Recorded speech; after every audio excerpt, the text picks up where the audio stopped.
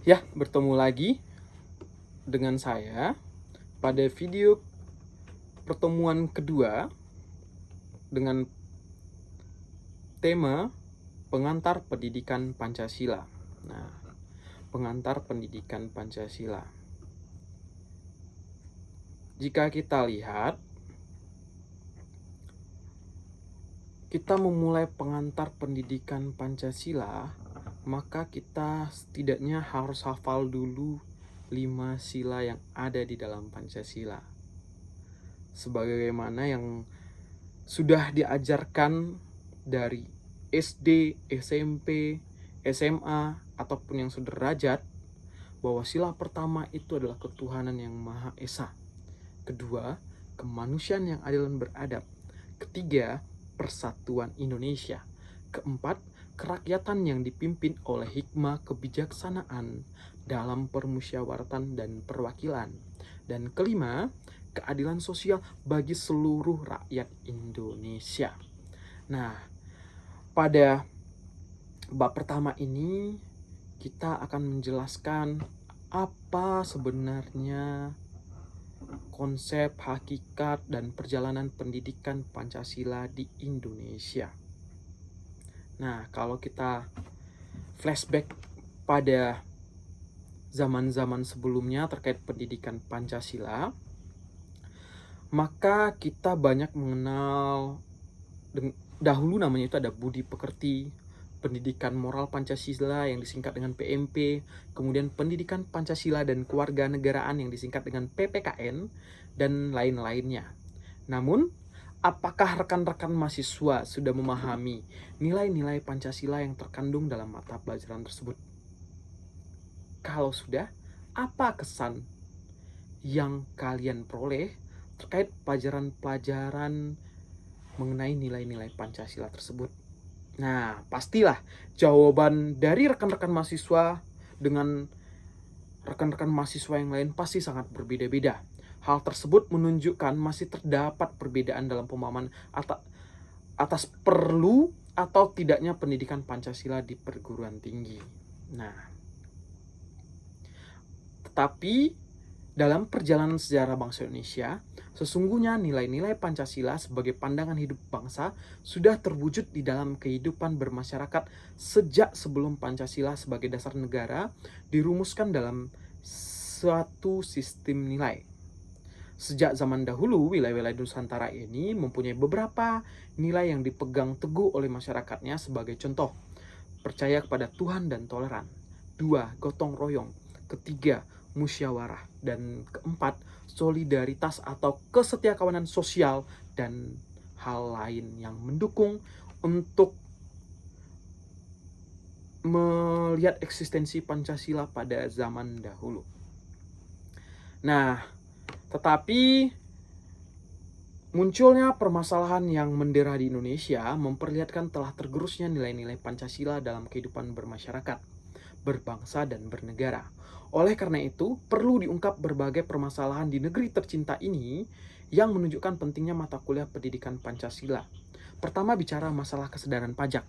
Masih banyak masyarakat ataupun badan hukum yang tidak taat pajak. Sedangkan pajak itu adalah untuk membangun negara. Banyak orang yang tidak membayar pajak tetapi ikut menikmati fasilitas yang disediakan oleh pemerintah.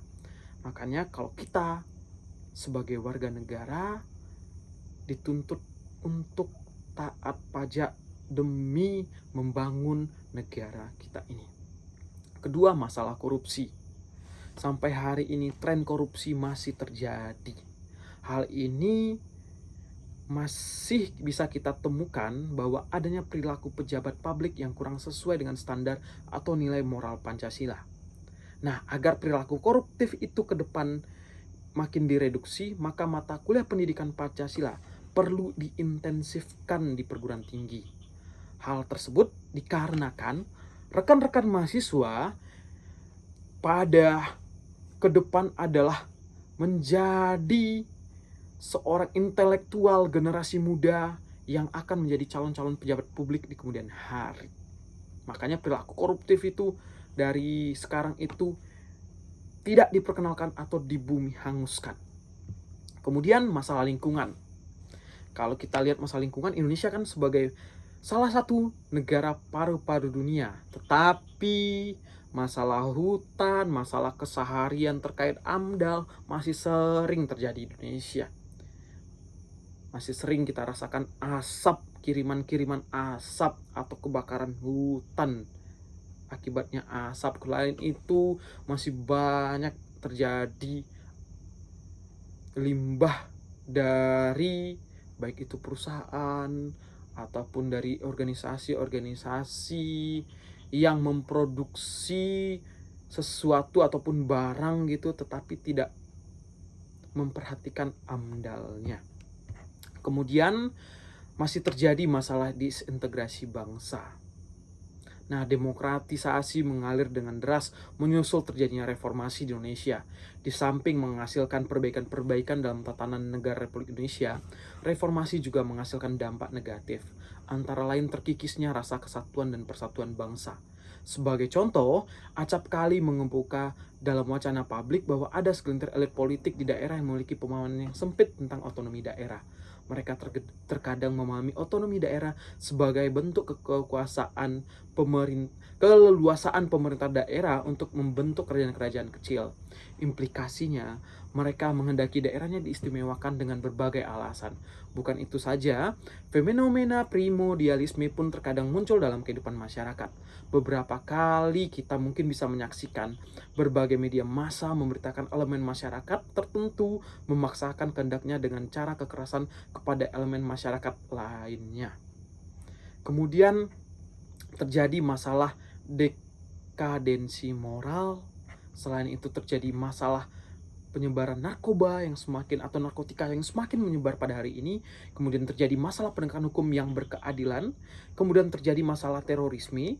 Kemudian masalah-masalah yang lainnya. Mungkin teman-teman atau rekan-rekan mahasiswa bisa membaca buku-buku dari Ristek Dikti 2016 tentang pendidikan Pancasila untuk mengembangkan apa saja poin-poin tersebut. Nah, adapun visi misi dari mata kuliah pendidikan Pancasila, pertama, terwujudnya kepribadian sivitas akademika yang bersumber pada nilai-nilai Pancasila. Dan misi pendidikan Pancasila ada 4. Pertama, mengembangkan potensi akademik peserta didik sebagai misi psikopedagogis. Kemudian 2, menyiapkan peserta didik untuk hidup dan berkehidupan dalam masyarakat, bangsa, dan negara secara misi psikososial. Ketiga, membangun budaya berpancasila sebagai salah satu determinan kehidupan atau misi sosiokultural. Yang keempat, mengkaji dan mengembangkan pendidikan Pancasila sebagai sistem pengetahuan terintegrasi atau disiplin ilmu sintetik, yaitu sintetik disiplin, atau sebagai misi akademik. Nah, itu sumbernya dari tim Dikti. Kemudian kita masuk kepada menanya alasan diperlukannya pendidikan Pancasila. Nah, hal ini tidak terlepas, kita harus menganggap bahwa penting Pancasila diselenggarakan di perguruan tinggi untuk menanamkan nilai-nilai moral Pancasila kepada generasi penerus cita-cita bangsa.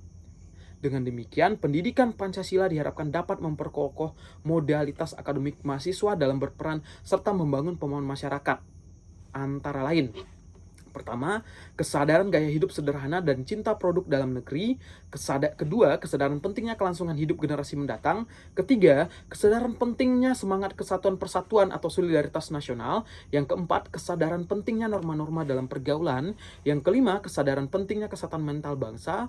Yang keenam, kesadaran tentang pentingnya penegakan hukum. Dan yang ketujuh, menanamkan pentingnya kesadaran terhadap ideologi Pancasila. Nah, kemudian jika mengacu pada SK Dirjen Dikti nomor 38 Dikti atau _Cap_2002 pasal 3 ayat 2 bahwa kompetensi yang harus dicapai pada mata kuliah pendidikan Pancasila merupakan bagian dari mata kuliah pengembangan kepribadian, yaitu menguasai kemampuan berpikir, bersikap rasional dan dinamis, serta berpandangan luas sebagai manusia intelektual dengan cara mengantarkan rekan-rekan mahasiswa. Pertama, agar memiliki kemampuan untuk mengambil sikap dan bertanggung jawab sesuai hati nuraninya. Kedua, agar memiliki kemampuan untuk mengenali masalah hidup dan kesejahteraan serta cara-cara pemecahannya. Yang ketiga, agar mampu mengenali perubahan-perubahan dan perkembangan ilmu pengetahuan teknologi dan seni. Yang keempat, agar mampu memaknai peristiwa dan sejarah nilai-nilai budaya bangsa untuk menggalang persatuan Indonesia. Nah, pendidikan Pancasila sebagai bagian dari pendidikan nasional mempunyai tujuan mempersiapkan mahasiswa sebagai calon sarjana yang berkualitas, berdedikasi tinggi dan bermartabat agar pertama, menjadi pribadi yang beriman dan bertakwa kepada Tuhan Yang Maha Esa. Kedua, sehat jasmani dan rohani, berakhlak mulia dan berbudi pekerti luhur. Ketiga, memiliki kepribadian yang mantap, mandiri dan bertanggung jawab sesuai hati nurani. Yang keempat, mampu mengikuti perkembangan iptek dan seni. Dan yang kelima, mampu ikut mewujudkan kehidupan yang cerdas dan berkesejahteraan bagi bangsanya.